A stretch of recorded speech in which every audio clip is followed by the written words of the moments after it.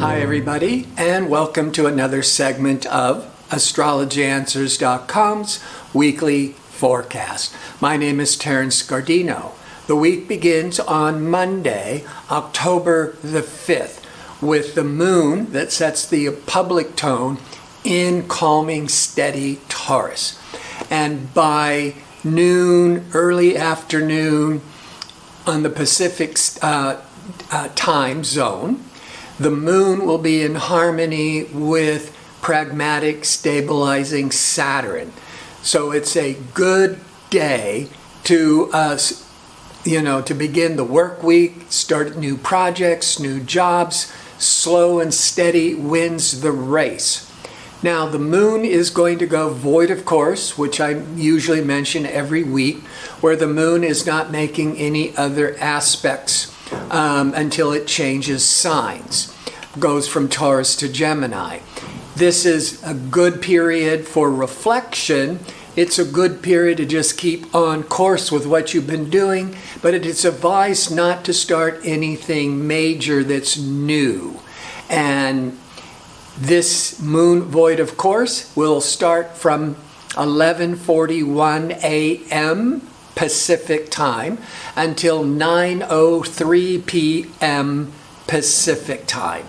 Then the moon at that point changes signs, moves into Gemini, where Taurus is very steady and calming. Gemini is all this more mentally stimulating energy, this distracted, witty kind of energy. So on Tuesday, the moon is in Gemini all day long because it stays in the same sign for about 2.5 days. But there's no other planetary events between other planets. And the moon is in harmony with Libra. And into Wednesday, the moon will be in Libra in harmony, or the moon will be in Gemini in harmony with Libra. Libra is a very social sign. Libras don't like to be alone. It's the sign of marriage. It's the sign of diplomacy and charm.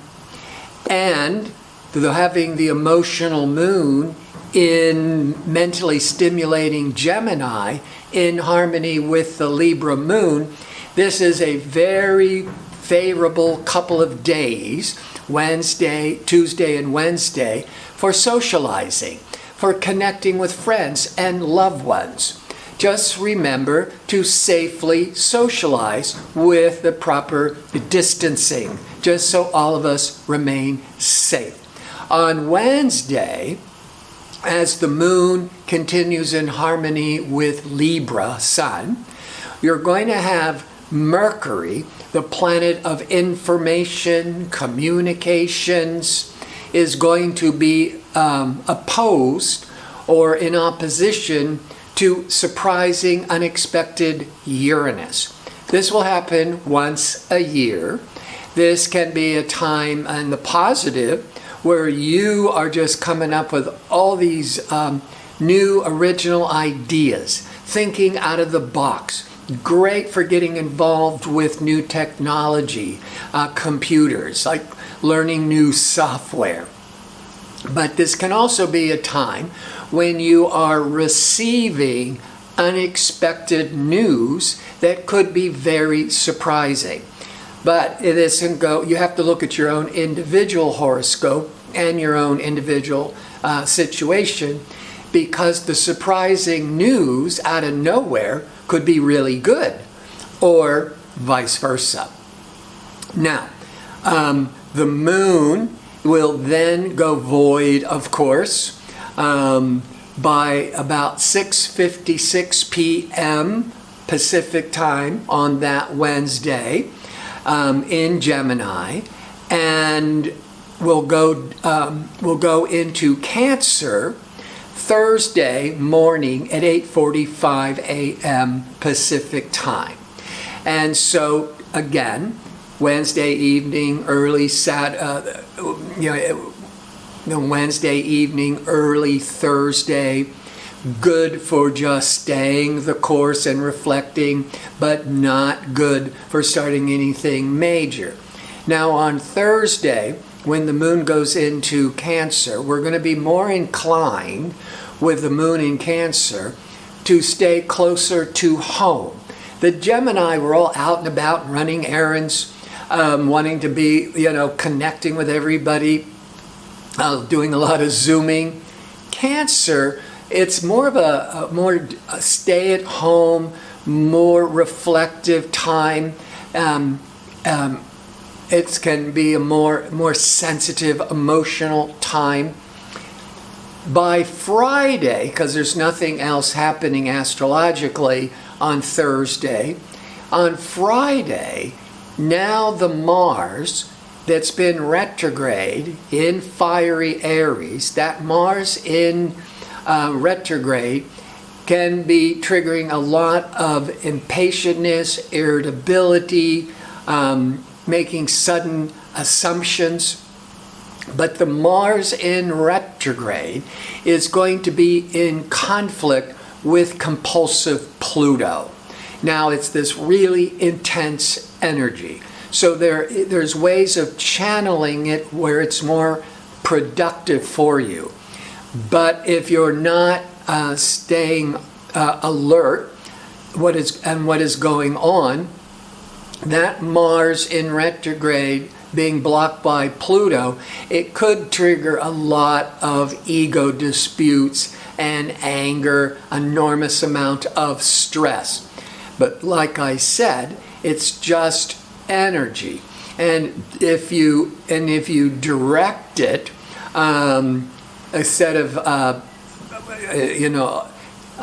making sure you don't get caught up in ego disputes, and if you're just feeling very anxious, this can be a good day to throw yourself into a major project that takes all your time to accomplish it. And actually, some of the best kinds of projects are when you're dealing with repairs, construction, to just doing major housework, cleaning out all the closets. Later in the evening on Friday, the moon in sensitive Cancer is going to be in harmony with optimistic Jupiter and inspirational Neptune. Now that's in the 8 o'clock, 10 o'clock, that kind of period, Pacific time. For the rest of the world, you may already be asleep, unless it's a Friday night, you're on the East Coast of the United States, and you're out socializing and having a good time. Just remember to social distance and be safe. So a lot can be accomplished on Friday, or you might just be really anxious and stressed. But it ends on a much optimistic note later in the day. Saturday, now the moon is void of course again. Some weeks you won't see this happening very much at all.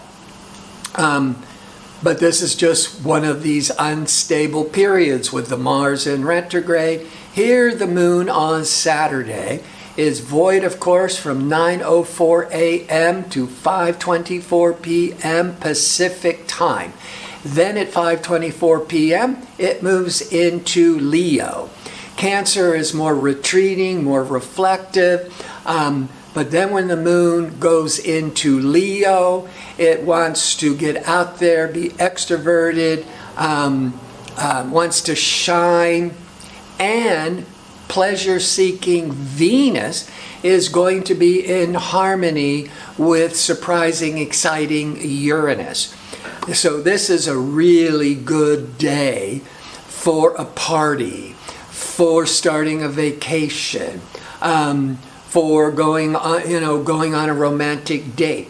Venus, Uranus, you could go out for an evening, to a party, to a social event, and that Venus, Uranus could also trigger an unexpected infatuation. And for people who are in a relationship, this is really favorable energy to get out of the house and shake things up and stimulate the romance back into your life. Great for entertainment and having fun. But like I said, just play it safe and socially distance. So I want to thank you for tuning in. I hope to see you next week with my next segment. Until then, be safe and well.